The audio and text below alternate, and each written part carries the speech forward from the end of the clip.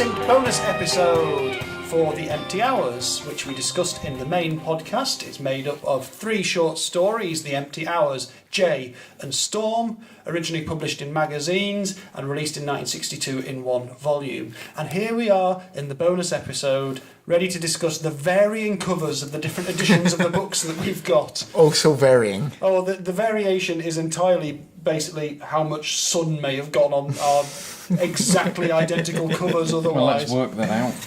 Yours seems... That thumping sound is Stevo measuring the books. Yeah. I think the sort of shiny gold bit on your copy is looking very pristine there, Paul. Less tainted. Absolutely. Yeah, I think mine's in the worst nick there. I think that looks slightly more faded, that. Well, would you like to tell the nice ladies and gentlemen what the edition is that we're looking at here? It's Pan, the Pan edition. Which UK readers will have lots of copies of. Yeah, the 1981 Pan. That's the one. Yeah. It was made by Richard Clay What? in Bungay, Suffolk. Was it? What were you? Oh, yeah, no, so it is, yeah. That is the man Richard Clay, brackets, the Chaucer Press. Made this, yeah. Just him personally, all on his own. And I've never heard of Bungay, and I can't believe it Have you ever been to exists. Suffolk? I have. I've been to Manningtree, which is in Suffolk. Say that like I'm supposed to know something about Manningtree.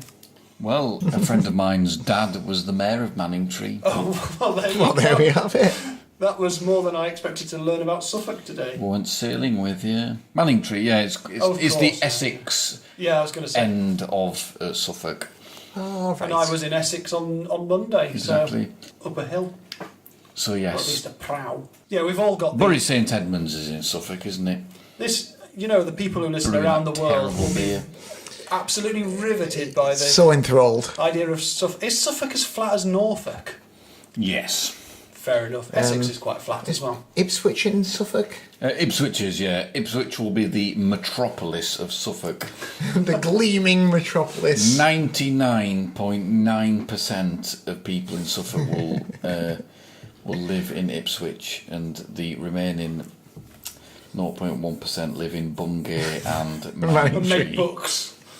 Yeah, well, yeah, basically we've all got the same edition. That's the story we're trying to tell here.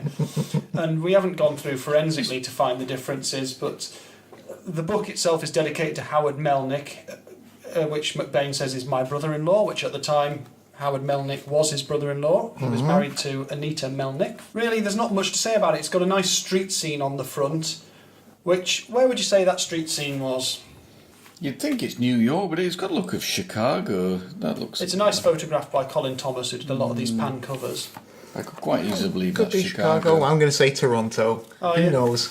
Do you know? I know exactly where it is. I It's say Chicago. It's about 365 West 36th Street in New York, because I found it on Google Maps. Amazing. So there it is today. Or There's at some point. dedication for you. How did you find that? Because there's a shop front in the front of the story, the front of the cover, What, labelled Ted Ted Steele? Steele. Ted Steele garment rails. And Ted Steele is still there. Good Even old though the Ted. company isn't based there now, it still has a storefront there. Oh, Bloody hell. well done, Ted. It's a long-standing That's business. amazing, Paul. Well, my research went by looking up Ted Steele, then him saying it was founded in the garment district of New York, looking up the garment district of New York and doing a bit of extra research, finding it, taking a picture on Google Maps, and I'll share a comparison for people online. Brilliant. To know how much of an idiot I am that I would spend my time doing that. Remarkably. I'm very glad that you are, remarkably- because it's really fun. Remarkably not changed. Well, a lot of the buildings on this are older buildings. I think there's not been masses of stuff knocked down on this particular street by the looks of it. There's obviously a lot of development in the background. Probably already had its redevelopment by the time. Well, Well, maybe, yeah, by this was taken. But there you go. I've 'Cause I would I've say specifically that pinpointed it. photo looking at the cars there is 70s, I would say. Yeah, although, I don't know, I mean, a lot of redevelopment happened in New York sort of post-80s, really, didn't it? But apparently this particular street, not so much. Yeah, so there you go. But that's the edition we've got, the Pan edition, whereas I've got some examples of the earlier editions. So if I show the gentleman the Exhibit A, which is top is the TV Boardman edition, the first UK hardback. That's The great. bottom one is the Simon and Schuster original hardback, which has got a really nice cut-out effect on the front cover, nice graphic design. Yeah, those are both really cool, actually. Whereas the TV Boardman one seems to just be the face of a woman as seen through the crook of a man's arm, which doesn't really bear any Looks real like he's- resemblance It doesn't to so anything. much, but Oh yeah, it is. I thought it was like a tattoo on the back of his thigh or something. No, not thigh, his calf. Oh well, that it makes all the difference. doesn't really bear much relation to the story, but it's a pretty cool illustration nonetheless. So those are the original hard covers of the UK and the US release there. Excellent. And the I think the first Pocketbooks paperback was just a picture of some collapsing skis of someone falling off a ski lift. So they chose to go with the storm content, The obvious highlight. the obvious highlight, as it were, of the book. I think, given that we've all got copies of the same edition, yeah, his nose is fully in there in his own copy. Okay, now he's going for Morgan's copy. Ooh, there's a definite difference there. You have a go. I've got a bad sense of smell though. Yours definitely smells less. And Oh, right. you know that. Mine that- smells that- less because it's a more shiny cover. Yeah, I think mine might be the mustiest actually. yeah. I think maybe Has yours been stored anywhere particularly damp? Well, you have to take it out of your bin, Morgan. I couldn't say where it's been stored really. Previous, It's that bin Uh, juice it's covered with. prior to my ownership, it may have been stored somewhere particularly damp. They're fairly damp around sort of these early there's a bit of pages. staining Yeah. there, That isn't is that is a book out of the collection of an amateur submariner. If I've ever seen one. Well, there we go. I would There we like go. to, on the subject of the TV Boardman edition, TV Boardman, who were the publishers of the first run of UK hardbacks, I would like to also show you gentlemen, and I will show you on the Twitter and Instagrams, the Boardman Bloodhounds advert for this book in The Guardian from 1963, because I think you'll like the title of some of the other books that are being advertised. Oh, I imagine here. you Stuff will. like this. Look at this dog here. It's a It's dog great. in a deerstalker smoking a pipe. I'm into these books. What do you reckon is the best out of that one? Well, it's got to be The Girl with the Sweet Plump Knees. No question. By Thomas B. Dewey. It's now my favourite book. I've never read it, but I would What about Dirty Gertie, though? I mean that does sound good too. It's not without its charms. We've got The Laughing Policeman by Eric Bruton. Dirty Gertie by Henry Kane. Die a Little Every Day by Lawrence Not Fisher. tried. Everyone's got a name almost like somebody famous, haven't they? He's not tried quite hard enough to write that next Bond novel, has he? He's so close. Die a little every day if you've got the time. Yeah, and then there's a bloodhound smoking a pipe and wearing a hat, which It's is terrific. great. But if you've got a bloodhound, I recommend that's what you do. Give them a pipe and put a hat on them, because that's what you want. Definitely. A bit like Best in Show. It'd be a shame not to make things like Best in Show. But yeah, The Girl with the Sweet Plump Knees by Thomas B. Dewey. I presume that the sweetness and plumpness of her knees must have been something spectacular to inspire an entire book. Yeah. The Volume 1. so presumably they're all crime books as well. Well, if they're bloodhound mysteries, Yeah. I presume all the bloodhound ones were crime ones. Otherwise, why would this crime-detecting dog be involved? Quite, yeah. He's not going to waste his time on just No. someone writing 400 pages about Perhaps her someone's knees lovely did knees. crimes while she was asleep. Perhaps they solved the crimes. Yeah. Maybe. One of the knees committed crimes, the other one solved them. It's a wonderful thought. Is that not the plot of a Goon show? Don't know. It And sounds- Dirty Gertie burst out the wardrobe halfway through, and I'll be watching you. everything went south. South from the knees. Not far to go, is it really? Oh dear. One can only Well, guess. Well, What's going on we there. can only speculate. This is true. I mean, I've got a lot of research to do for these McBain books. I don't know whether I can get sidetracked into an alleyway for the girl with the sweet plump knees, but there is something quite compelling about that title Yeah. that makes me want to find out See, more. it's ungoogleable, that really, isn't it? Because all manner of stuff would come up. I Well, if you suspect. surround the entire phrase in speech marks, you might, unless it's a very specific porny thing. It Well, turns Does yeah. out- that work though? The speech marks. Yeah, it does. It searches for an exact phrase. See, I always used to use that, and then somebody told me that's total nonsense. Depends on the search There we engine, go. but for Google it should. Unless Google's returning results it thinks you would like to have. That's a whole other thing I don't know anything about. Indeed. Maybe someone out there's got a Thomas B. Dewey podcast and they'd like to Yeah. tell us about the girl with the Tonight sweet we're plump going to knees. discuss his 7th novel, Dirty Gertie, or we're going to I have think a I'll find that podcast was spin-out. someone or other Kane, wasn't it? Henry Kane. That's the one. Well, it'd be nice if someone was doing a TV Boardman Bloodhounds podcast. That would be And the cool. next episode that was going to come out was entirely... It was a 3-part epic about the girl with the sweet plump knees. I'd be so into that. You've Yeah. more chance of a Stan Boardman podcast. Even. Stan, Stan Bodman podcast. I mean, I know we go on about a lot of British ephemera, but I don't think we need to subject the rest of the world to Stan Boardman No. just at the moment. If you're going to look at who Stan Boardman is, just don't bother. Yeah, don't blame me. I will actually show you. I have bought a couple of books recently. I like to go book shopping, and I was down in London on the weekend, and I went to a couple of different bookshops I've not been to before. I was over in Greenwich to see a friend's art exhibition, in fact, at the Old Naval College. It was very good. Terrific. So I went to a couple of different bookshops, and I got a couple of books, one of which was...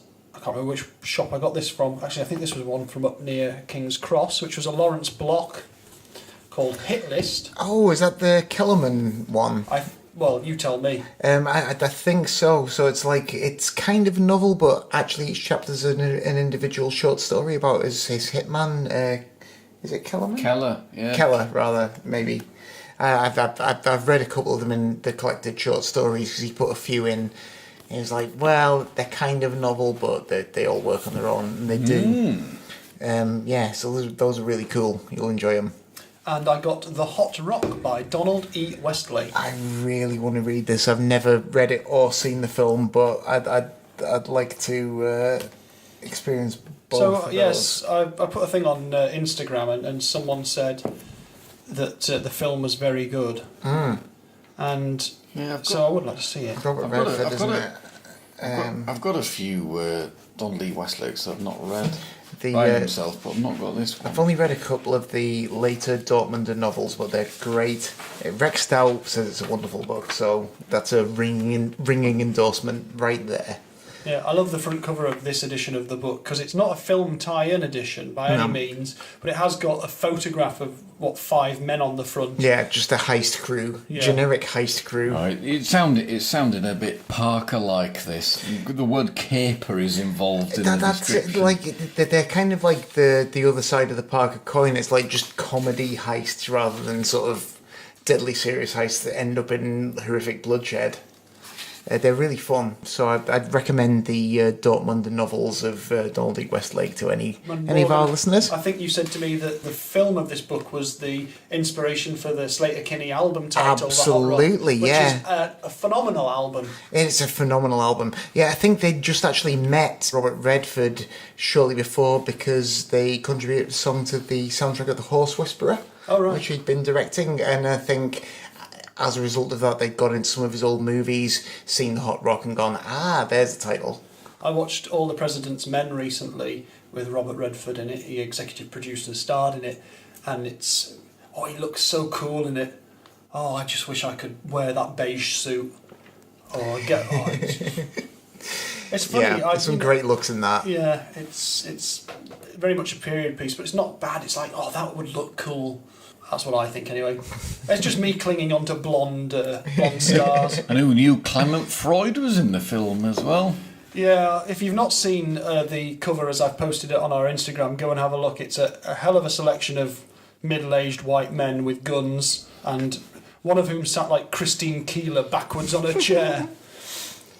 Anyway, during the course of looking at that, Stevo handed me his phone to show me that Henry Kane, who was the author of Dirty Gertie, I've not read this, I just saw it and thought it was interesting. was a crime writer who worked with the Scott Meredith agency, as Lawrence Block did, as Ed McBain did, and the article, in fact, is written by Lawrence Block called Remembering Henry Kane. Terrific. So clearly the Boardman Bloodhounds were drawing from the same well for a lot of these things. So maybe we'll find out that Thomas B. Dewey was like McBain's best friend. It's probably going to turn out all these are amazing, and we've just been taking the piss out of books that are just totally great. I know. He's got a book called Armchair in Hell. That's a place for your Hang by your neck I really need to till read. you are dead. Really, really need to read all of these books right Death now. is the last lover. Death is the Last Lover. These are good titles. Yeah, they are. They're terrific. Oh if, my God, If there's a any massive- emo bands are listening, please feel free to 1947. take Death is the Last Lover. You'll enjoy that. 1947 is Peter Chambers' novels. 1947 to 1972. Bloody hell, he was churning them out. Oh, Peter there's some- Chambers novels. The Bomb Job, The Shack Job, The Glow Job, They sound a The bit Tail like Job. sound a bit proto Parker, those, don't they? Yeah, The Death of a Hooker, Fistful of Death, Until You Are Dead. I detect the theme. Yeah. You can't argue with the solidness of those as names. Oh my God. So Dirty Gertie seems a bit stand out in It does really, yeah. Dirty Gertie is in his standalone novel, so not a okay. Peter Chambers. Two Must Die, Decision, A Kind of Rape, The Violator, Good grief. Jeez. The Tripoli Documents, perhaps that was like a spy Some kind spin-off, of political thriller. Edge yeah. of Panic. You're listening to a podcast of Stevo reading Henry Kane novel titles. Laughter Came Screaming. Laughter came... That sounds Screaming a bit came laughing. like... Run for Doom. They're bloody brilliant. these. Run away from Doom, surely This, not run this for was, Doom. this was a guy who could get... 1955, Too French and Too Deadly. That's one title. Every time Sorry, I got that was those, too it's much. Stabbed by a baguette. 1962, Death of a Dastard. Ooh, Beginning with I a like D. dastard. That's a good use of the word dastard. that's as good. well. Never give a millionaire an even break. Nobody loves a loser. That sounds a Parker. I hope you're all enjoying this, everyone, because I think we're going to be here for some time. Don't go away dead. You're listening to the third bonus episode from Kill for the Millions. Oh, blimey. One of his Inspector McGregor novels. He only wrote 3. The last one was Laughter in the Ale House. Oh, very nice. That sounds fun. They actually do sound like really intriguing and interesting titles. Yeah, I think we'd enjoy those. That might be a name worth keeping your eyes open for when you're doing your Absolutely. bookshop trawling. Well, if we do a spin-off in future of we've all got to read something of an author we'd never ever read, then we could try and get hold of Yeah. some And Henry again, Kane's and what. everyone who's listening, if you've read any Henry Kane or any of the ones that we've mentioned, especially ones that feature sweet plump knees, Yes. do let us know about it, because we are quite willing to be educated on these matters. Yeah. And we like these. We're actually big, just big fan of crime knees, big fan of crime prevention knees. definitely fascinated by all of these things, so... Well, there you go then. That's All the knees things. oh dear me. We went there. We went there in the end. Oh, why did we go there? It's been a very warm day today. Clearly, everyone's gone a bit soft. Right. Well, I've got nothing else to say. I've genuinely run out of things to say on this.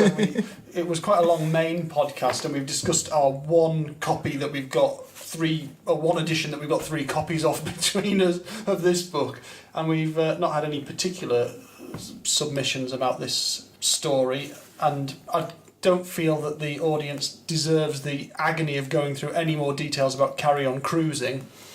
No. Look it up for yourselves. Maybe we can end with me reading out a few more titles and just fade out. It could be like a... Why don't you just make some up? Oh, I can't. Death is yesterday's nightman. Yeah. Oh, of course we can, yeah. Stalking round the corners. Oh, I like that. You like that? Yeah, That's very good. I do like stalking around the corners. Running from tomorrow's nightmare. They do sound like he's just picked sort of Death came through the letterbox. That's good. That's like a Poirot short story. She never knew he'd been there before. Oh, that's very enigmatic. I like that very Yeah. much. Wasp! Yeah. With an exclamation mark. Tumbling into tomorrow. I think the addition of a time-based element to it is. Yeah. What did it happen? Will it happen? What's going to happen? A window is just the doorway to a nightmare. I'm stuffed now. That's it. The improv's run out. Sorry, everyone. Make up your own titles for your own fun. And also post them on Twitter, because Yes, please I'll do. be very amused by them.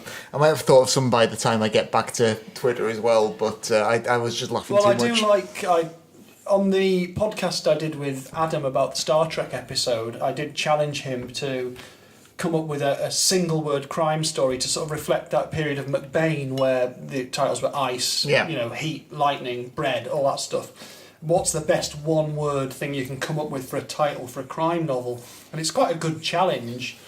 So, Stevo? Well, I was going to say similar to that, though, is spy novels, a bit like the Robert Ludlum ones. Yeah. They always have 3 words. Okay. And so, like the Bourne Identity, or something, the something. Osterman Weekend, or the Scarecrow Conundrum, or The Scarecrow Conundrum. or the Pavement Walker Belief, or the... Presumes a hyphen in there somewhere. Yeah, It seems well, so. yeah. 4 words, that one. The Holcroft Covenant, or the Yeah, Kettle Mischief. Or always got 3 words. Well, that's it. So it's The Tabletop, another hyphen. The Tabletop dismissal. Divide. Oh, for D words there. Yeah. Presumably. Well, it's true. There is a rhythm to these things, isn't there? And there's an expectation as well, which is why those sort of bold, sort of 80s ones are all like ice. And the one that Adam finally came up with after looking around the room and we narrowed it down was just the word dart, which you can have all sorts of things spun off from that, can't you? Yeah. But it's quite a challenge The because Belgrade Dart. that would be a If you spy made that one. into a spy equivalent, yeah. It could be all sorts. The Albanian Exchange. See, perfect. Yeah. So we've not written any books, anyone, but if you want any titles, we've got quite a list. Yeah. And we're willing to work through the night to find the title you need. Yeah. Good churn those out. Yeah. I've written a spy novel. It's set in Czechoslovakia and it involves counterfeit paintings. So you could have the Bruno masterpiece, couldn't you? Yeah. Or I've written a spy novel. It's set in. The Vltava mimicry. Yeah, exactly. Yeah. You see, yeah, it's easy, isn't it? There you go. Got a reference to a river and the composer Smetana there. Nice. Well, have fun with these games, everyone, and perhaps write the books as well. We're gonna stop now because otherwise we will be here forever. Absolutely. Carry on dreaming your dream. The Belgian Potter. What about that one? No, that's That's a biopic about Melvin Bragg. There we go. One of the things. If someone's going to start a bingo card for Hark the 87th Precinct podcast soon, it's going to be Carry On Films, Melvin Bragg, and goodness knows what else. I lose track of what I actually talk about most of the time. And henceforth, Dirty Gertie Yeah. Dirty Gertie, definitely. and Plump Knees. Plum knees. Yeah. If you know about any of these things, do let us know. But otherwise, I am genuinely now going to say good night and leave goodbyes to these gentlemen as well. Goodbye. The Finnish au revoir. Goodbye.